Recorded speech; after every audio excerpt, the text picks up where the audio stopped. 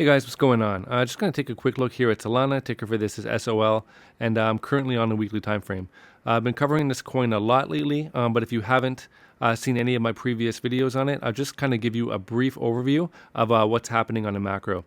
Okay, so the first clue that this one was gaining strength was that we were putting in higher lows right here. So you see we had this downsloping level of resistance, we had this upsloping level of support. This range right here was a very key level, as it was resistance right here. And then when we held support here, putting in the higher low, and then when we broke above this downsloping level of resistance, that was a key that the trend on Solana was changing. We had a pullback down to retest this resistance line as a support. In the process, also testing this upsloping support line. So right here would have been an amazing time to buy. And ever since this support held, it's been a pretty impulsive move to the upside. In my previous videos, I gave you these potential levels of resistance. So the first one was based on the low of these candle bodies right here. So this level at around $30 held as a support level for probably about 4 months here, because each one of these candles is 1 week of trading activity. Breaking above and closing this weekly candle above that level, that $30 level, was a very bullish sign. Next level beyond that, where I mentioned some resistance could come in, was based on the top of these candle bodies right here at around $45. If I change the time frame, you'll see that we did get some resistance there. You see right here we came up to it. Actually, we came all the way up to about $46 and sold all the way back down to $37. So this was a pretty significant drop. But after this drop, we consolidated just below this resistance. And in the process, we formed this bullish triangle formation, which we broke out of, because this will normally break to the upside.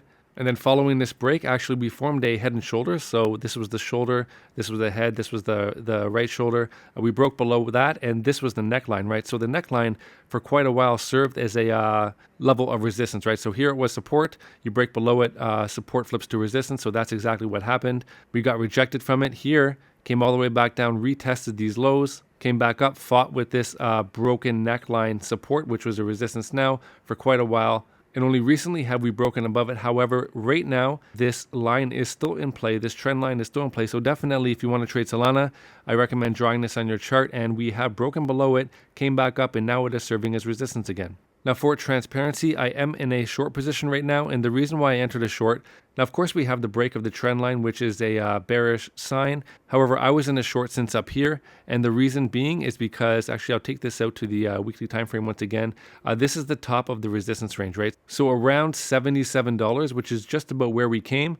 This is a level I had marked out as the potential level of resistance. And that is based on both the price action, but also this is the golden pocket Fibonacci retracement level. So I'll take a Fibonacci, run it from the swing high here all the way down to the swing low, and that's going to give me these projections.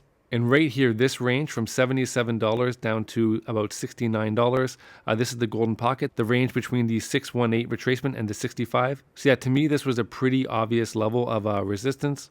And while I'm in a short, I have a very conservative take profit target and stop loss. And right now, I think I'm about 10% in profit on a trade. Okay, I'll take this down to the 4 hour, and I'm not recommending that you guys enter a short right now. I entered from up here. And this break of the trend line, while it is a bearish sign, that's not why I entered. Another reason why I entered the short position is because we're showing bearish divergence. So you see here we have a high, then a higher high.